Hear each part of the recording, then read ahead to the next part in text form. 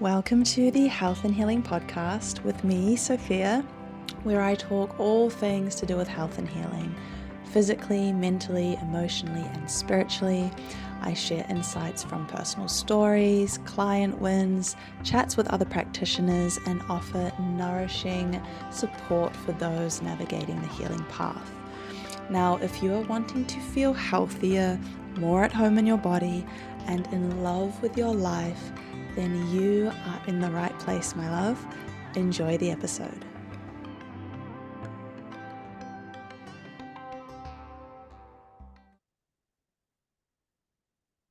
Welcome to another episode of the Health and Healing Podcast. I took a little break, a week off, had quite a few things on all at once, and it was nice to just reset a little bit. But I am so looking forward to being back and to talk about today's topic, which is all about forgiveness. Forgiveness on the health and healing path. And it is plays such a big role in our own personal health journey as well as the collective healing. And so I'm so very much looking forward to diving into it. Now, if you want to sit down, get cozy, make yourself a tea, grab a journal, a pen, you're more than welcome to. Otherwise, just continuing about your day. Maybe I'm in your ear as you're moving around your day, and that's completely fine too. Let us dive in. Let us talk about forgiveness. So, starting with the role of forgiveness for ourselves. So there's this concept, it's become quite well known really, that we don't forgive others for them, we forgive others for ourselves. And it's the same applies to forgiving ourselves through our own decisions, our own experiences. And you may have found yourself at a time where you reflect on your journey through health. And maybe you've had some really challenging times in your life, challenging experiences with your health. And at the time, you didn't really understand what was happening. And the decisions you were making weren't supportive for your overall well-being, not in the way you now know, perhaps. And with that can come this element of really deep sadness, grief, frustration, or anger for not having known sooner what you know now. And that one can be really, really challenging. So I know many times on my journey through health and through healing, if I look to my past, if I look at the times when things were getting really challenging with my health, I can see how much I didn't know at that time about health and well-being, how some of the things I were doing were perpetuating the challenges.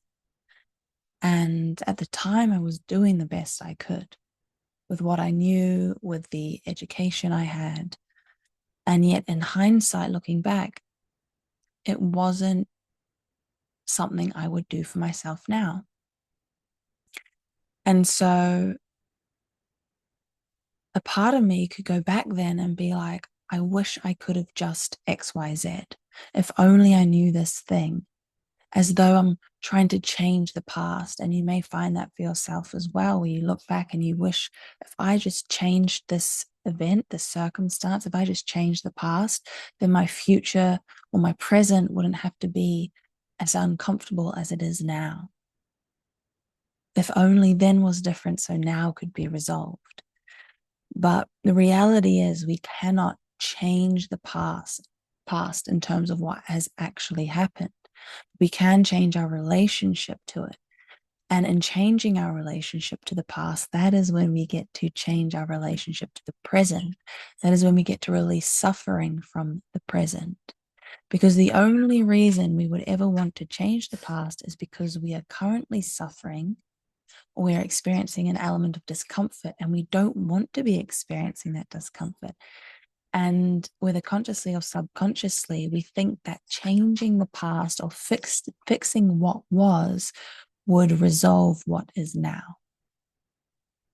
And so we can't directly go back in time, but we can rewire our relationship to what happened and practice that sense of forgiveness in a way where we no longer then need to allow what happened to determine and dictate our present and our future. And it starts with having compassion for the version of yourself that was, who did the best they could with the information, the tools, the resources that they had at the time. And then you get to forgive yourself for not knowing sooner, not knowing what you know now sooner. And there are so many layers to this. There'll be moments where you feel forgiveness and you feel open in your heart and you feel trusting. And then you might have moments where you feel really uncomfortable, or you feel angry again, you feel sad again. And it's part of the cycle, right? It can come and go. And the reason why forgiveness is so important on the healing path, particularly starting with ourselves, self-forgiveness, is that it communicates to the body that I am now safe in my present and that I can now trust myself today. Maybe this version of myself, when I look back, I realize I didn't really trust myself. I didn't really trust my body. And so I was taking actions from a place that was maybe confused, a place that felt scary, and the decisions I made were directly a, were a direct result of those sensations and those experiences. But now when we come to our present moment and we practice forgiving ourselves where we are now, and we communicate to the body that I now really deeply, wholeheartedly trust you. And if you don't feel that sense of trust, inquiring within yourself, hey, body, what do you need right now so that we can build trust, so that we can build a more harmonious relationship? And when you cultivate that inner sense of trust, that builds safety within your internal environment. And if we feel safe within the body, that means the nervous system can settle, the anxiousness, the hypervigilance can decrease, and we can, or the body can prioritize the healing functions, which is essential for healing health challenges in the body, particularly those that are chronic.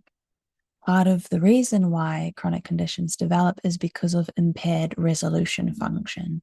What I mean by that is the body struggles to resolve an injury or some kind of damage that was done.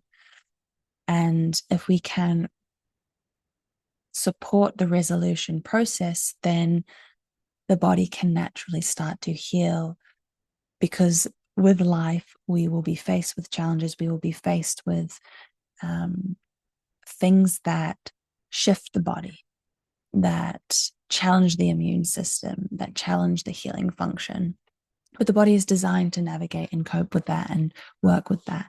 And so we want to improve that resolution function. And it starts with building trust in the body and allowing yourself, or connecting to this inner sense of safety within the body, so that the natural healing function can take place.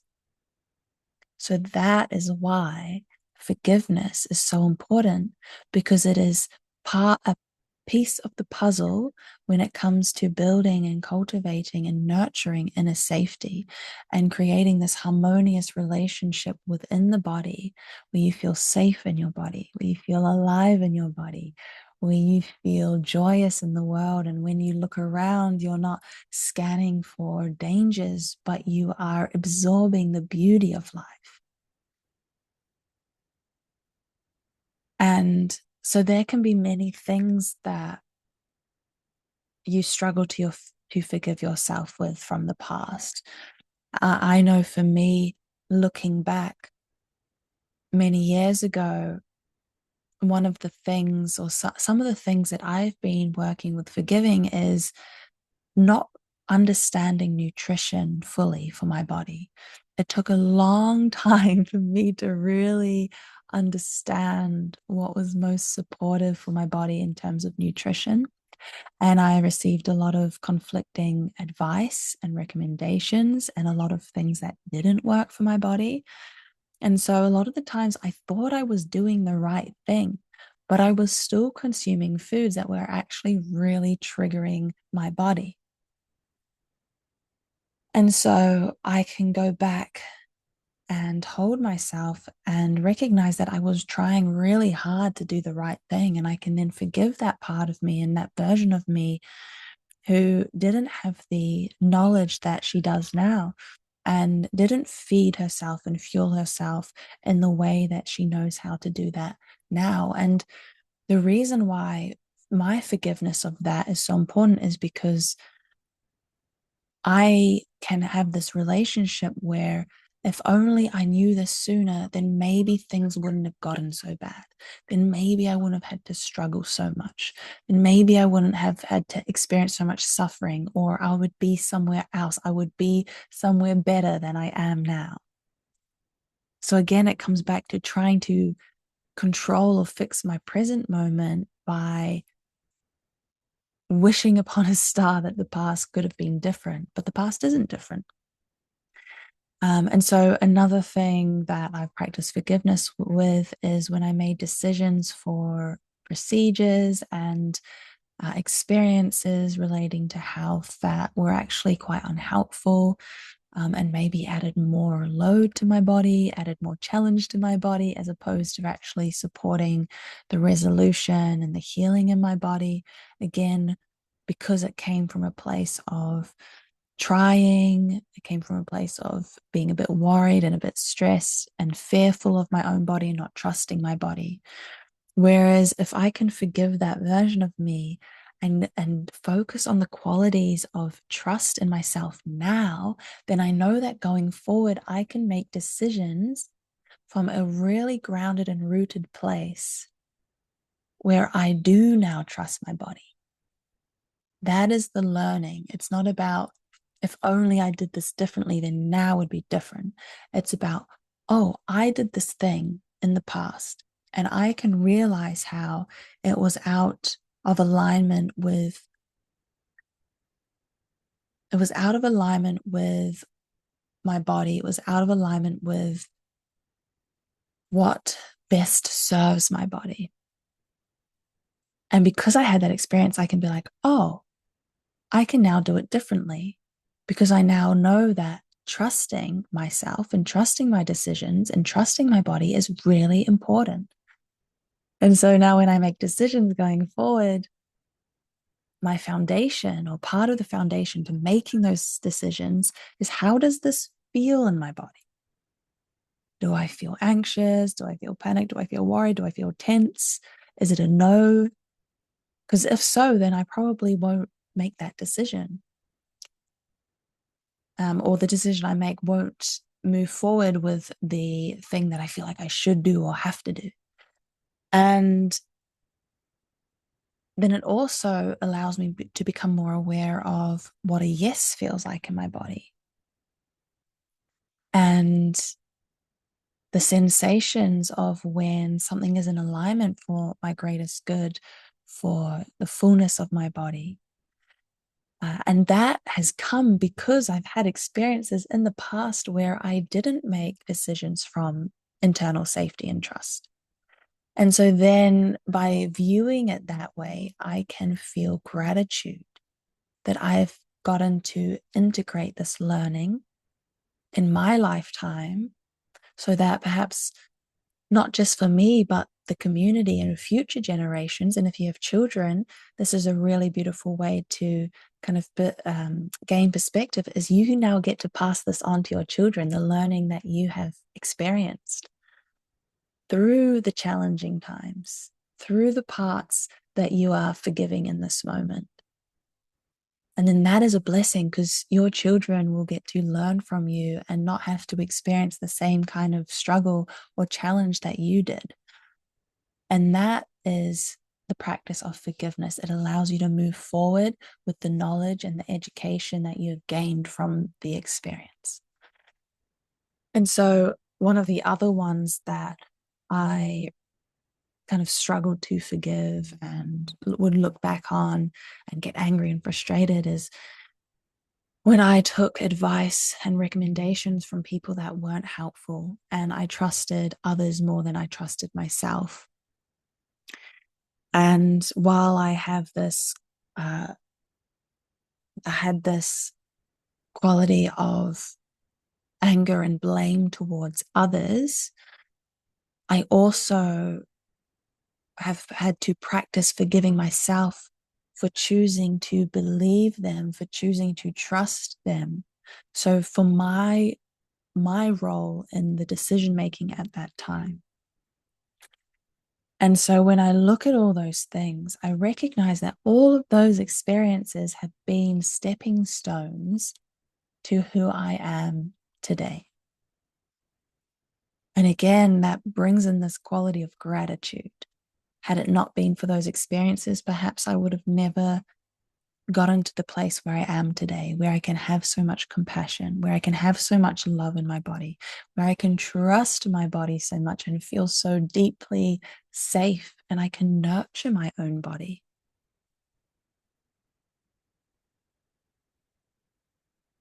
And so the choice is, do I hold on to the pain of the past and allow it to determine my future, my present moment? Do I let it put a glass ceiling on my ability and capacity for joy and love in this moment? Or do I choose to learn and grow from the experiences that were, and even coming to a place of being thankful for the experiences that were, and turning it into something really beautiful for now? And that doesn't mean dismissing the challenging emotions. I want to be so clear about that, because sometimes when we think about forgiveness of the past, it's like, oh, I should feel thankful and I should feel grateful this thing happened, and now I am where I am today, and it was all perfect. And we can say it was so little conviction, we can say it was so little belief, like, I'm just supposed to do this thing, I'm supposed to feel this way, I'm supposed to forgive. And then it feels like a duty and not a genuine practice and experience of full embodiment of forgiveness. Just another thing on the to-do list to tick off. And that's not what I'm talking about. Part of the process of forgiveness is actually allowing yourself to feel the emotions. And that means if you feel angry, if you feel frustrated, if you feel sad, if you're grieving, you have every right to those emotions. And in expressing them, you actually get to complete the cycle of stress in the body. And that completion of stress, that completion of the cycle, is part of the forgiveness process. Your body then opens up to being able to experience forgiveness. But if you are still holding on to the stress and the tension of the past, forgiveness isn't accessible to you, because you're still reliving it in your body, in your cells, over and over and over again. And so we need to disperse that energy, release that energy, express that energy, so that the body can recognize that it is now in a different place and time. And then the body is able to perceive the quality and has the capacity to forgive. So forgiveness is very much related to your state of being, your ability for perspective, the degree the degree to how much perspective you can have in the moment. But if you are so locked into the past, then it will have a heavy impact on your perspective and the lens you see the world through, the lens you see your body through in this now moment. And that can close you off from the ability to forgive, from the realization that forgiveness is right there within you, in front of you all the time. And so completing that cycle of stress is so important because it shows the body that the events, the situation is over, that you are not trapped in the past, that you are very much here today in your body, alive today. And the body becomes ready to move forward, to move onwards. So when you don't forgive the past, it can get trapped within the body and festers as bitterness, resentment, and you can start to make it about someone else. So this is the case of if someone perhaps crosses a boundary, or at the time you didn't really have boundaries or you didn't know how to uphold them, and you didn't express your emotion or express how you were truly feeling in the moment, then the experience becomes about someone else, and you are giving someone else your power. And so then forgiveness is not about them. It's not about forgiving them for them. It's about forgiving them for you. Because by holding on to the experience, you are still letting them infiltrate your body and your space and your creative ability and your healing potential. You're still allowing them to dampen your truth by clinging to what was, by clinging to the discomfort and the way that what happened didn't sit well with you. When really what is needed is for you to express the emotion that you did not get to express at the time, the boundary that you did not get to express at the time. And so if you are still holding on to something right now in this present moment from something that happened years ago, it is no longer about the thing that happened years ago. And it is no longer about that person, because the experience is now alive and living within you. The interaction, the circumstance with them has finished. It is still alive only within you in this present moment. And the other person or the other people, they might not even think about it or care about it. So your practice of forgiveness has nothing to do with them. And it's then the practice is about resolving the cycle within you, letting out the emotion. Doesn't have to be towards them, but just for yourself, to let your body know that I can now experience and express this. And if this a similar situation, if I were to come across a similar situation, I would now know how to hold myself differently because I've practiced holding myself differently in this moment. And again, that opens the door to forgiveness, because you then have more trust in yourself moving forward, that if you were to ever experience a challenging situation that is similar to what you have experienced, you now hold yourself differently. You can now support yourself more in the way that you feel like you might have needed at that time.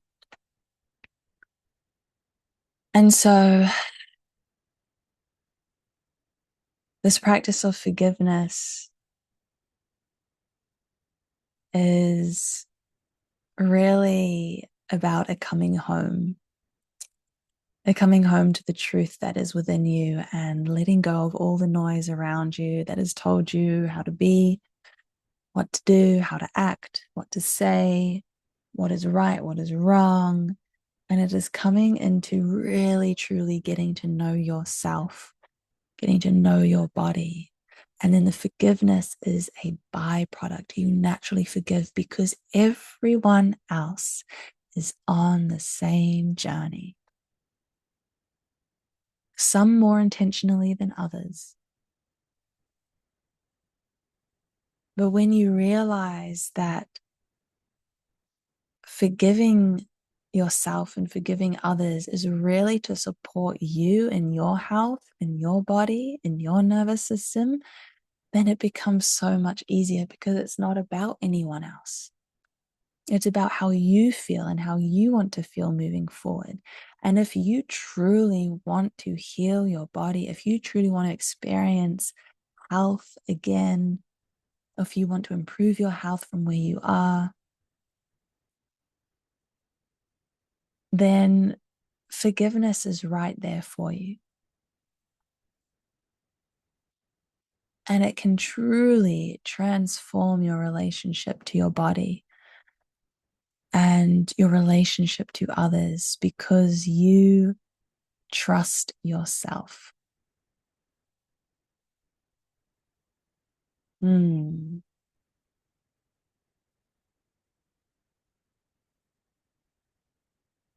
And from trusting yourself and from feeling more at home in your body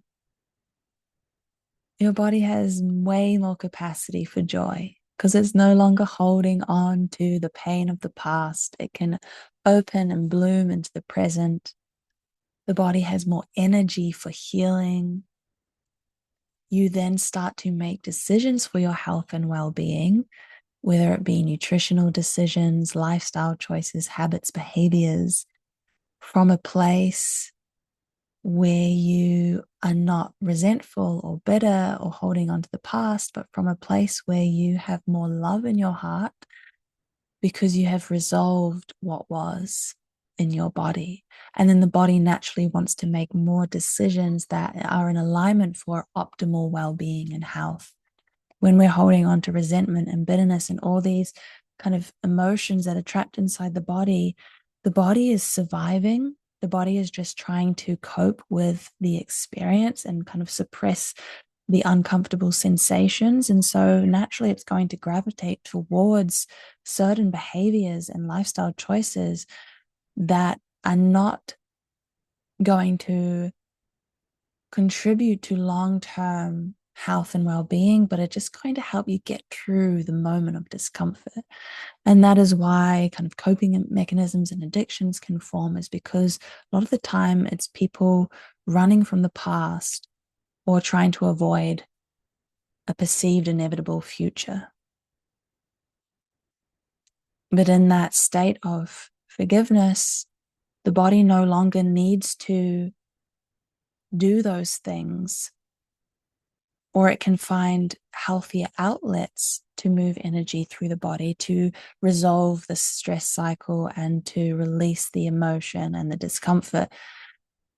But it doesn't need to play out behaviors that are keeping the body in the loop of stress and never fully resolving it, and which leaves you feeling worse long term. So maybe it's turning to certain foods, maybe it's turning to drugs or porn or scrolling or binge watching TV, those things that you know really don't serve you long term, and you'll have a little niggle inside, but you keep turning to them anyway.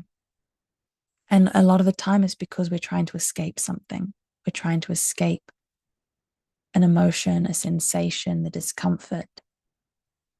But when we realize that there is actually nothing we need to escape anymore, that we can experience it all, that we can complete the cycle of stress, that we can forgive what was, now knowing that we are not who we were, and we can hold ourselves in this present moment, then these same coping mechanisms are not needed for the body. And that is where health changes become sustainable, is because you're not just trying to control your environment. You're not just trying to control what you put into your body. You're not just trying to control how much you exercise or when you go to sleep. You are actually making decisions from a place of deep authenticity and alignment because you want to, not because you feel like you have to, but because you have learned how to listen to your body and you've learned what it wants and what it needs. And then all these other nutritional and lifestyle support factors become a byproduct of that inner healing. So all of that, just from the practice of forgiveness, is really, really powerful. And so if as I've spoken about this, something comes to your mind and something you feel and experience you've had where you've struggled to forgive, I really invite you to sit with it for a little bit, create a little ritual reflecting on it. You can journal with it. You can put some music on and dance your body as you feel into it, and hold your body as you feel into it. And allow, or notice what comes up, and allow whatever wants to come up to rise, and breathing through that sensation, and reminding yourself that you are not where you once were, and that it is okay to forgive and it's okay to move forward. So I'll leave you with that, that little practice. And if you do give it a go and you notice any shifts, you're more than welcome to share your experience. I'm sending you all so much love, and I'm wishing you well on your forgiveness journey.